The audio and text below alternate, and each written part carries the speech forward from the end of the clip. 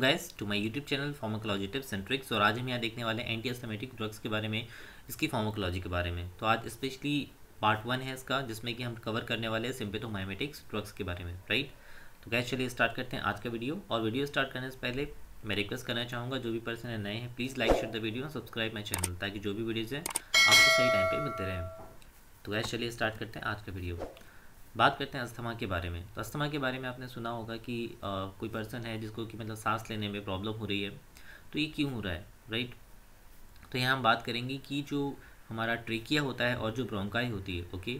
तो ट्रेकिया और ब्रोंकाई में हाइपर रिस्पॉन्सिवनेस की वजह से कोई भी स्टिमुलाई यदि होता है और tracheal and bronchi smooth muscles में यदि वहाँ पर हाइपर रिस्पॉन्सिवनेस शो होती है, जिसकी वजह से वहाँ पे इन्फ्लेमेशन हो सकता है, या फिर एयर ट्यूब का जो साइज़ है वो नैरो हो सकता है, राइट। वहाँ पे जो म्यूकस है वो प्लग हो सकता है। इसकी वजह से जो एयरवे है वो ऑब्स्ट्रक्ट होगा, ओके। और एयरवे ऑब्स्ट्रक्ट होने की वजह से आपको डिस्पनी हो सकता है, वीजिंग हो सकता है, ओके, और कफिंग हो सकता है। डिस्पनी का मतलब है सांस लेने में प्रॉब्लम का होना, वीजिंग एक पर्टिकुलर साउंड का होना, और कफिंग मतलब कफ का होना, राइट। तो इस तरह से इसको अस्थमा को जो है डिफाइन किया गया है, और इस तरह से अस्थमा की इटियोलॉजी है, ओके। आप यहाँ पे डायग्राम में देख पा रहे होगे कि जो राइट साइड में डायग्राम है, इसमें जो ब्रोंकियल ट्यूब आपको दिख रही है, तो सबसे जो राइट में जो इन्फ्लेम्ड वाली दिख रही है, उसमें इसका जो साइज़ है बहुत नैरो हो गया है। अब नैरो होने की वजह से यहाँ पे एयर का पास होना थोड़ा सा डिफिकल्ट होता है, दैट्स वाई यहाँ पे अस्थमेटिक अटैक्स आते हैं, राइट। बात करते हैं इसके टाइप्स के बारे में। तो दो टाइप के अस्थमा होते हैं, एक्सटेंसिक अस्थमा और इंट्रिंसिक अस्थमा। एक्सटेंसिक अस्थमा जो होता है ये एपिसोडिक होता है, राइट, कभी कभी होता है, और बहुत कम चांसेस है कि ये स्टेटस अस्थमेटिकस में कन्वर्ट हो, ओके। जबकि इंट्रिंसिक अस्थमा जो होता है पैरेनियल होता है ये, ओके, और इसके बहुत चांसेस है कि स्टेटस अस्थमेटिकस में कन्वर्ट हो जाए, मतलब लॉन्ग टाइम तक ये चलता रहेगा। फैक्टर्स होते हैं जो कि इसके लिए इन्वॉल्व होते हैं, राइट, कि अस्थमा जो है वो कैसे प्रोड्यूस हो रहा है, कैसे उसके अंदर ब्रोंकाई के अंदर इन्फ्लामेशन कॉज हो रहा है, ठीक है।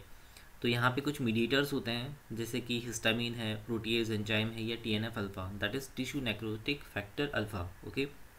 तो किसी वजह से जब ये रिलीज़ होते हैं किसी स्टिमुलेशन की वजह से, तो ये मेम्ब्रेन से फॉस्फोलिपिड को जो है वो रिलीज़ कराते हैं, और इसकी वजह से कुछ मीडिएटर और रिलीज़ होते हैं, जैसे कि प्रोस्टाग्लैंडिन्स है, ल्यूकोट्राइन्स हैं, एंड प्लेटलेट एक्टिवेटिंग फैक्टर्स हैं, ठीक है।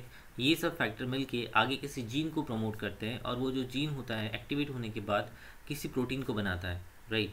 और ये जो प्रोटीन है वहाँ पे इन्फ्लेमेशन का काम करता है, ओके, जिसकी वजह से जो ब्रोंकाई है वो इन्फ्लेम्ड होती है, और वहाँ का साइज़ जो है वो नैरो हो जाता है, राइट। तो इसलिए यहाँ पे ये अस्थमा के लिए कुछ फैक्टर्स हैं, और आगे जो हम ट्रीटमेंट देने वाले हैं तो कुछ ना कहीं हम इन्हीं फैक्टर्स को कवर अप करेंगे, ओके। तो ये एक अप्रोच है ट्रीटमेंट के लिए। फर्स्ट अप्रोच है prevention of antigen antibody reactions. अब जब भी हम बात करते हैं कि एंटीजन एंटीबॉडी रिएक्शन हो रही है, मतलब कहीं ना कहीं कुछ एंटीजन की बात हो रही है, ओके, और एंटीजन के अगेंस्ट में कुछ एंटीबॉडी बन रही है, जिसकी वजह से कुछ हो सकता है कि एलर्जिक रिस्पॉन्स आने लगे, या हाइपर रिस्पॉन्सिवनेस होने लगे, राइट, और इसकी वजह से वहाँ पे इन्फ्लेमेशन कॉज हो। तो यहाँ पे इसको हमको प्रिवेंट करना है। सेकेंड है neutralization of the IgE antibody, right. अब आईजी एंटीबॉडी, जब भी कोई इन्फेक्शन होता है तो आईजी एंटीबॉडी सबसे ज़्यादा होती है, ओके, रिएक्टिव एंटीबॉडी है ये, ओके।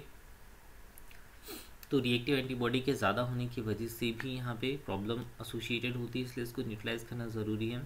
तीसरा है separation of the inflammation and bronchial hyper reactivity. अब इन्फ्लेमेशन को कम करना है तो, और हाइपर रिएक्टिविटी कम करना है, तो इसके लिए भी ड्रग्स यहाँ पे दी जानी चाहिए। फोर्थ है prevention of release of mediators. अब कुछ मीडिएटर्स थे, जैसे कि टीएनएफ अल्फा है, इंटरल्यूकिन है, ल्यूकोट्राइन है, ओके, इनको भी यहाँ पे रोकना ज़रूरी है, जिसकी वजह से इन्फ्लेमेशन कॉज हो रहा था। फिफ्थ है एंटागोनिज्म रिलीज मीडिएटर्स। और यहाँ पे यदि मीडिएटर रिलीज़ हो चुके हैं तो उनको एंटागोनाइज करना, ओके। तो ये कुछ अप्रोचेस हैं ट्रीटमेंट के लिए। आगे हम देखते हैं इसका क्लासिफिकेशन, जिसमें कि हमें समझ में आएगा कौन कौन सी ड्रग्स पर्टिकुलर दी जानी है। पहला यहाँ पे जो क्लास है ब्रोंकोडायलेटर्स का है, जिसमें कि ड्रग है, मतलब इसमें जो कैटेगरी है सिम्पेथोमाइमेटिक्स है, बीटा 2 सिम्पेथोमाइमेटिक्स, जिसके अंदर सॉल्बिटामोल, टर्बिटालिन, बॉम्बिटोरॉल, सॉल्मेटेरॉल, फॉर्मेटेरॉल, एफेड्रिन, दैन मिथाइलजेंथिन है। इसके बाद में एंटीकोलिनर्जिक्स हैं। सेकेंड कैटेगरी ल्यूकोट्राइन एंटागोनिस्ट है। थर्ड कैटेगरी मास्ट सेल स्प्लाइजर है। फोर्थ कैटेगरी कॉर्टिकोस्टेरॉइड्स हैं। और fifth category anti IG antibody है। तो गाइस ये क्लासिफिकेशन आप यहाँ देख सकते हो, और इसके लिए मैंने कुछ ट्रिक्स जो है इसके पहले वाले जो वीडियोस हैं इसके अंदर मैंने यहाँ पे पर्टिकुलर क्लासिफिकेशन के ऊपर कुछ ट्रिक्स यहाँ पे बताई है, तो आप उसको देख सकते हैं, जिसका लिंक मैं आई बटन में शेयर कर दूँगा, तो आप यहाँ पे उसको इजीली याद कर सकते हो। ओके, चलते हैं इसके फार्माकोलॉजी की तरफ। तो फर्स्ट हम लेते हैं यहाँ सिम्पेथोमाइमेटिक्स। ओके, अब जो सिम्पेथोमाइमेटिक ड्रग्स होती है वो कैसे काम करती है, तो लंग्स के अंदर जो है बीटा 2 रिसेप्टर प्रेजेंट होता है। तो ये सिम्पेथोमाइमेटिक ड्रग्स जो होती है एड्रेनर्जिक ड्रग्स कहलाती है, जो कि बीटा 2 रिसेप्टर पर जाके बाइंड होती है, जिससे कि रिसेप्टर स्टिमुलेशन होता है, और जब रिसेप्टर स्टिमुलेट होता है तो ये साइक्लिक एमपी की फॉर्मेशन को बढ़ाता है। ओके, साइक्लिक एमपी आगे जाके जो है रिलैक्सेशन कॉज करता है, जिसकी वजह से वहाँ की मसल्स रिलैक्स हो जाती है, म्यूकस मेम्ब्रेन, और वहाँ पे एयरवे जो है वो डायलेट हो जाता है। ओके, तो हम बात करेंगे यहाँ सॉल्बिटामोल की।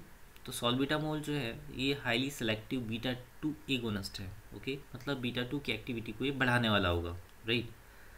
नाउ सॉल्बिटामोल जो है इसको इनहेल्ड रूट से लिया जाता है, इसको हम बोलते हैं metered dose inhaler, that is pressurize meter dose inhaler. आप राइट साइड में जो डायग्राम देख रहे हैं इसमें एक लेडी है जो कि उसको प्रेशराइज कर रही है, और एक बार एक्चुएट करने पे पर्टिकुलर अमाउंट ही ड्रग जो है वो अंदर जाता है। ओके, इसलिए इसको बोलते हैं मीटर्ड डोज इनहेलर, राइट। इसका जो एक्शन होता है, मतलब इसको ऑनसेट ऑफ एक्शन की यदि हम बात करें तो 5 मिनट्स है, और जिसका ड्यूरेशन ऑफ एक्शन 2 से 4 घंटे है। ओके, इसलिए ये जो एक्यूट अस्थमैटिक अटैक्स होते हैं उसको रोकने के लिए अच्छी है, बट ये प्रोलॉन्ग प्रोफाइलेक्सिस के लिए सूटेबल नहीं होती है, ठीक है, या जिसको हम कहें राउंड द क्लॉक प्रोफाइलेक्सिस के लिए सूटेबल नहीं है, क्योंकि उसके कई सारे और साइड इफ़ेक्ट्स भी होते हैं।